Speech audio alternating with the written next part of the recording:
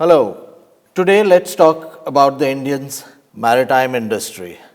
The Indian maritime sector obviously plays a very important and pivotal role within the economic growth story of India. India, of course, has a very long coastline, almost 7,500 kilometers, and it's also at close proximity with one of the busiest shipping lanes in the world. So, obviously, maritime is a very important sector for India. About 95% of India's trade and 70% of its value takes place over its seaways. So, India is home to 12 major ports and 200 other smaller ports over its vast coastline. It has 28 shipyards of relatively medium to small size and is a comprehensive hub of diverse maritime service providers. Here are a few details about the maritime industry. There is the shipping and ship repair industry. There are the ports which we just spoke about, a number of lighthouses and aids to navigation. And also India has a number of internal waterways, that is waterways which move inland and can give very good connectivity. This has been an object of much discussion for development for the future. So what is India's vision for the maritime industry? First of all, it wants to handle much more cargo in its ports, so it wants to increase its port handling capacity multifold. It wants to have automated terminal operations. India also is one of the leading countries for ship recycling. So India wants to be a global leader with ship recycling. And India also wants to be a leader in the regional cargo transport arrangements, agreements, etc. Already there is an initiative to have ports which are green. So most of the major ports are already servicing themselves with green energy.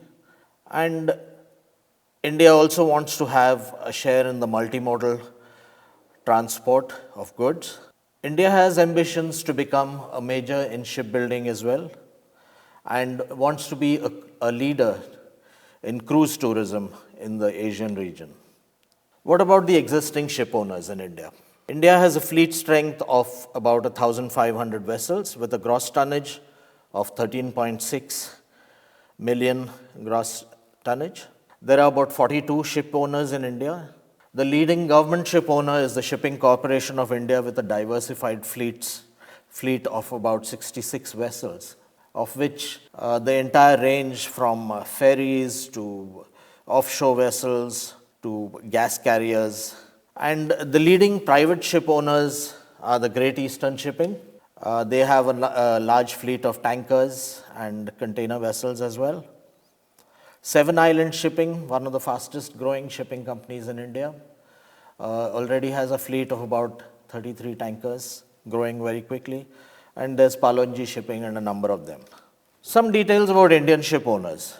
Indian ships are registered with the Indian flag and are subject to the laws of the Merchant Shipping Act, which is in India, and they are classified under the Indian registry, that is called the IR class. Indian ship owners have practically every ship under the sky, so it is whether you talk about bulk carriers, containers, crude oil tankers, product tankers, gas carriers, etc.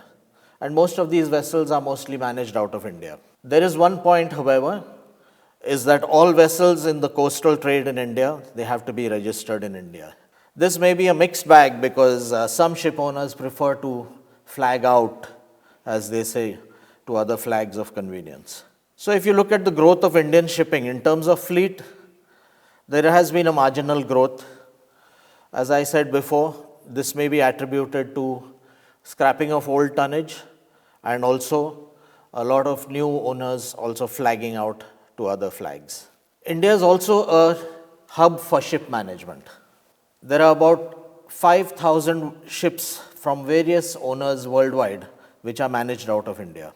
Leading ship management companies like Fleet Management, which is managing, I think, over 700 ships, they're owned by people of Indian origin.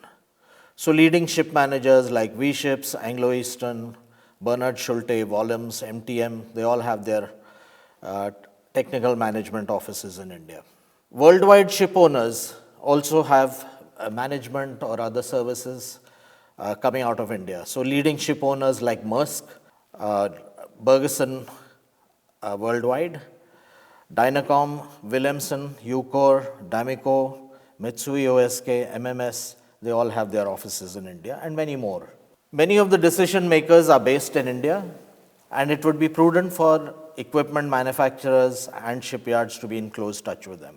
A significant number of these vessels are either Korean built or have Korean equipment on board.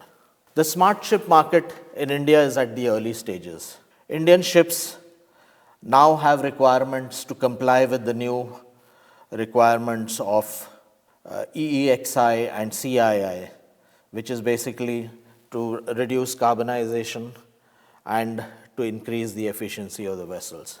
Vessel optimization techniques like smart ship optimization are used for the decarbonization of the vessels. There is a huge need of technology upgrades for the Indian ships. So, what are the decarbonization strategies? We can just look at them briefly. One of the common and popular methods to obtain better optimization of the vessel is to modify the bows. So, there are a lot of companies which are going into bow modification. Air lubrication is another way to achieve fuel savings, but not yet very popular, I would say. Trials are on for a number of vessels which are wind assisted, and this achieves the decarbonization goal. So you might see that not only are vessels being tried out for this, but also in the real world also we see now wind assisted vessels. Alternate fueled vessels such as green methanol powered ships are becoming popular. Green methanol being the fuel of choice because in comparison with the other fuels it is not so toxic and relatively easier to handle. Electrification of tugs and ferries, these are the low-hanging fruit for electrification. So this is being carried out worldwide with a great success. So we were talking about Indian ports. As India has a long coastline of 7,500 kilometers, it has about 200 ports, out of which about 12 ports are the major ports and the remainder are small to medium-sized ports. Lately, we have a number of private ports also coming up. A number of private parties are now getting into the business of constructing ports and operating them. Indian ports need modern technology and efficient management, and this is the step in which the progress would lie. Shipyards and repair yards. There are 27 shipyards in India. Some of them are of medium size, or maybe some of them are small size as well. 8 of these are government yards and 19 are private yards. The 6 major shipyards, and most of them are the government yards, are Cochin Shipyard, GRSE that is in Calcutta, then there's HSL which is in Vizag, GSL in Goa, MDL in Mumbai, and L&T Shipyard in Chennai. The government yards largely cater to the requirements of the government, that is defense forces, Indian Navy, Coast Guard and other public requirements. So, for instance, we have MDL, which is making frigates, destroyers, and has completed at least about 20 submarines. So, MDL is doing well with the defense sector. However, there is a change which is now coming upon these yards, which used to have only dedicated government customers, and they are now venturing into the private market as well. Private yards build smaller vessels, and they intend to have newer technologies, so they're on the lookout for the same. This is a warship which is built in India. This is built by the MDL shipyard. So this is operated now by the Indian Navy. There are some good business relationships between India and South Korea. First, as we already mentioned, Indian ship owners have a number of Korean-built vessels. Definitely quite a few vessels have Korean equipment on them. So Indian ship managers are managing Korean ships as well. Korean companies have been involved in the building of Indian ports, and Korean companies have also been taking part in offshore construction for a number of projects in India. So what are the possibilities of collaboration in the maritime field between South Korea and India?